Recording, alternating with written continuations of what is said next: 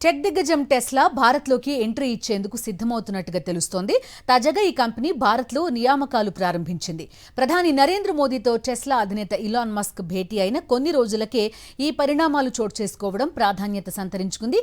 Customer relations, back end jobs సహా 13,000 ఉద్యోగాల భర్తీకి అభ్యర్థులు కావాలంటూ టెస్లా సోమవారం తమ లింక్డ్ఇన్ పేజ్లో ఒక ప్రకటన చేసింది. ఇందులో సర్వీస్ టెక్నీషియన్, అడ్వైజరీ సహా కనీసం 5 పొజిషన్స్కి ఉద్యోగులను ముంబై, ఢిల్లీ 2 చోట్ల నియమించుకోనున్నట్టు తెలిపింది. ఇక customer engagement manager, delivery operation specialist వంటి ఉద్యోగులను కేవలం ముంబై కేంద్రంగా తీసుకోనున్నట్టుగా ఒక ప్రకటనలో పేర్కొంది.